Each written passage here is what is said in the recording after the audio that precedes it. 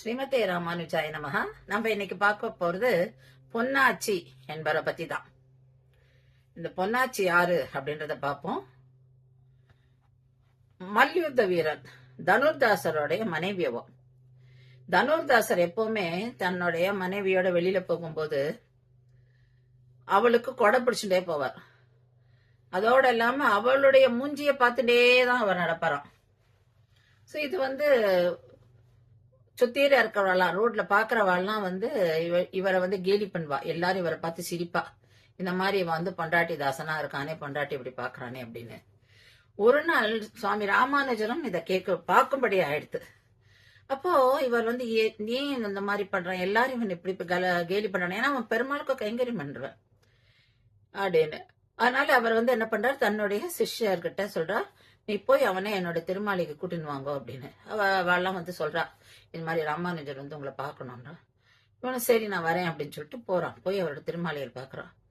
அப்ப சுவாமி ராமானுஜர் கேக்குறார், நீ ஏன் ரோட்ல எப்படி போற, உன்னை எல்லாருமே கேலி பண்றாளே, ஏன் உனக்கு அது அவமானமா இல்லையா அப்படின்னு கேக்குறா. அப்ப அவ சொல்றான், இல்ல என்னோட மனைவி அவ்வளோ அழகு, அவளோட கண்கள் அவ்வளோ அழகு, அந்த கண்கள் அந்த சன்லைட் படாம இருக்கணும்ன்றதுனால தான் நான் கொடையை பிடிச்சுட்டே போவேன், எனக்கு அந்த கண்களை பாதுகாக்கணும் அப்படின்னு சொல்றான்.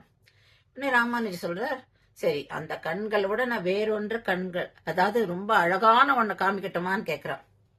வேறு ஒரு அழகான ஒரு இதா காமிக்கட்டுமா அப்படின்னு. அப்போ அவன் சொல்றான், சரி நான் பாக்குறேன் காமிங்கோ அப்படின்னு. அவனை கோவிலுக்கு அனுப்புறார். அப்ப அரங்கன் முன்னாடி நிறுத்துறார். அப்ப அரங்கனோட அந்த திரு கண்களை பாரு அப்படின்றார். பார்த்த உனக்கு மயங்கி விழுந்துடுறான். ஆஹா, இப்படிப்பட்ட ஒரு செங்கண் நம்ம பார்த்ததே இல்லையே, இப்படி ஒரு அழகா அப்படின்னு சொல்லிட்டு அவன் அப்படி மயங்கி விழுந்தவன். அப்புறம் அவர் சுவாமி எழுப்பின அப்புறம் எழுந்துக்கிறான். அப்ப சொல்றான், இல்ல எனக்கு இனிமே எதுவுமே முக்கியம் கிடையாது, எனக்கு அரங்கனும் நீங்களும் தான் அப்படின்னு சொல்றான். ராமானுஜர்கிட்ட பஞ்சசம்ஸ்காரம் பண்ணிட்டு சீடராவும் ஆயிடுறார்.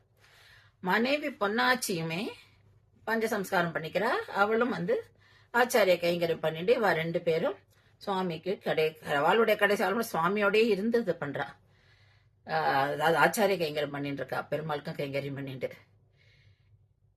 இவ பஞ்சசம்ஸ்காரம் பண்ணதுக்கு அப்புறம் தனுர்தாசன்ற பேர் மாறி உரங்காவல்லிதாசர்னு இவருக்கு நாமம் சுற்றார் ராமானுஜர். ராமானுஜர் என்ன பண்ணுவான்னா, தினம் காவிரி கரை குளிக்க போகும்போது முதல்ல மேல கை போட்டுன்னு போவாராம். திரும்பி வரும்போது உரங்காவல்லிதாசர் மேலதான் கை போட்டுன்னு வருவாராம். இத மீதி சிஷ்யருக்கெல்லாம் பிடிக்கல. என்ன இவர் இப்படி பண்றாரு, ஏன்னா அந்த இடத்துல பேதம் பாக்குறா, இப்படி பண்றாருன்னு சொல்லி பேசிக்கிறதெல்லாம் ராமானுஜர் கேட்கறா. சரி இவாளுக்கு நம்ம இந்த பேதங்கள்லாம் இல்லாம எப்படி வாழணும்ன்றது நம்ம அவளுக்கு சொல்லி தரணும். அதனால இந்த உரங்காவல்லிதாசர் பத்தியுமே பொன்னாச்சியை பத்தியுமே அவளுடைய அந்த உத்தமமான குணங்களை பத்தி நம்ம இவாளுக்கு தெரிய வைக்கணும் அப்படின்னு சொல்லிட்டு ஒரு நாள் என்ன பண்றாருன்னா, உரங்காவல்லிதாசரை தன்னோட வச்சுட்டு மீதி சிஷ்யர்களை, நீங்க போங்கோ பொன்னாச்சி வீட்டுக்கு போங்கோ, பொன்னாச்சி கிட்ட நகைகளை திருடின்னு வாங்கோ அப்படின்னு சொல்லிடுறோம். இவாளுக்கு எதுக்கு என்னெல்லாம் புரியல. சரி ஆச்சாரியன் சொல்லிட்டான்னு சொல்லிட்டு வரா. இங்க பொன்னாச்சி படுத்துட்டு இருக்கா. ஆனா அவளுக்கு தெரிஞ்சு போச்சு யாரோ அடியார்கள் வந்திருக்கா அப்படின்னு. சரி என்ன காரணத்துக்கு வந்தான்றதும் அவ ஊகிச்சுடுறா.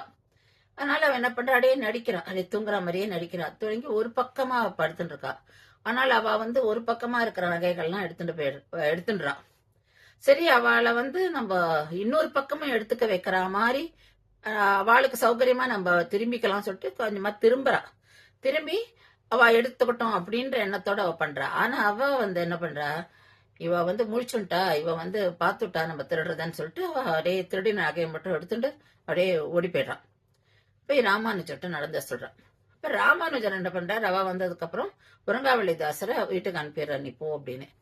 அதுக்கப்புறம் இந்த சிஷ்யர்கிட்ட சொல்றா, இப்ப உரங்காவல்லிதாசரும் போயிருக்கா, அவ ரெண்டு பேரும் இப்ப என்ன பேசுறான்றத நீங்க போய் கேட்டுன்னு சொல்லுங்க அப்படின்னு சொல்றா.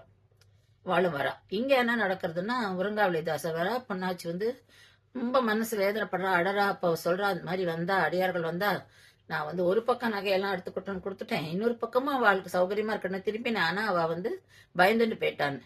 உரங்காவல்லிதாசர் கோவம் வந்துடுது. இல்ல நீ உன்னோட நகைகளை பாதுகாக்கணுன்றதுக்காக தான் இன்னொரு பக்கம் திரும்பிட்ட, அவளை ஏன் அப்படி ஒரு பயமுறுத்துற மாதிரி நீ பண்ண அதனால தானே அவ வந்து காரியம் வந்து கம்ப்ளீட் ஆகல, பாதி நகையோட தானே போனா அப்படின்னு சொல்லிட்டு அவளை கோச்சுக்கிறார். அவ சொல்றா, இல்ல இல்ல எனக்கு அந்த மாதிரி இல்ல, அவ எல்லாமே எடுத்துக்கிட்டோன்னு தான் நான் பண்ணேன், எனக்கு வந்து நகையே வேண்டாம் அப்படிலாம் சொல்றா. அவ வந்து தன்னை நான் எப்படி இது நடந்துட்டான்றது சொல்றா. இத வந்து இந்த சிஷ்யர்கள் கேட்கறா. கேட்டுட்டு போய் ராமானுஜர் சொல்றா, இந்த மாதிரி இவ 2 பேரோட பேசணும். அப்ப ராமானுஜர் சொல்றார், பாத்தீங்களா நீங்க வந்து பேதம் பாக்குறீங்களே, இப்ப அவ 2 பேரும் எப்படி வந்து ஒரு அடியார்களுக்கு அவ தேவைய அவ எதுக்காக வந்தான்னு கூட தெரியாது, ஆனா அவ ஏதோ ஒரு தேவைக்காக தான் நம்ம கிட்ட வந்து நகை எடுக்கிறான்னு அவ வந்து எப்படி வந்து அதுக்கு உங்களோட கோஆபரேட் பண்ணி பண்ணா, அவ அதுதானே உண்மை. அதாவது அது ஒரு ஆச்சாரியனுக்கு பண்றதும் சரி, ஒரு பாகவதற்கு பண்ண சொல்லி பகவானுக்கு எந்த ஒரு அபச்சாரம் இல்லாம பண்ணணும். அத வந்து இங்க வந்து இவ வந்து எவ்வளவு அழகா நடந்துட்டு இருக்கா, எவ்வளவு அழகா அதை ப்ரூவ் பண்ணிருக்கா அப்படின்னு சொல்லி ராமானுஜர் அவளுக்கு சொல்றார். அவளுக்கு வந்து ரொம்ப வெக்கமா போயிடுறது. அப்பதான் அவ ரியலைஸ் பண்றா உரங்காவலிதாசரையும் பொன்னாச்சியும் அவளுடைய குணங்களை பத்தி. அதோட இல்லாம ராமானுஜர் வந்து அவளை எந்த அளவுக்கு ப்ரிப்பேர் பண்ணிருக்கான்னா, உரங்காவலிதாச பரமபதம் எழுதின அப்புறம் அவ வந்து ஹஸ்பண்ட் வந்து பரமபதம் எழுதியிருக்கார், பெருமாளோட திருவாடிகளை சேர்ந்திருக்கான்றத தான் அவ நினைக்கிறாவோ. நினைச்சு அதனால அதுக்கான துக்கத்தை அதை வந்து அவ வந்து அதை வந்து ஒரு பெருமாள் கிட்ட நம்மளோட ஹஸ்பண்ட் போயிருக்காருன்றத வந்து அந்த அளவுக்கு அவளோட மைண்ட வந்து அதை அக்செப்ட் பண்ற அளவுக்கு ராமானுஜர் வந்து அவளை வந்து ப்ரிப்பேர் பண்ணியிருக்காரு. ஸோ இதுதான் நம்ம வந்து எப்படி வந்து யார் யார்கிட்ட என்னென்ன நல்ல குணங்கள் நல்ல ஞானம் இருக்குன்றத அவர் வந்து கண்டுபிடிச்சு அதை வெளியுலகுக்கு கொண்டு வந்தான்றத பாக்குறோம். ஸ்ரீமதே ராமானுஜ நமஹ.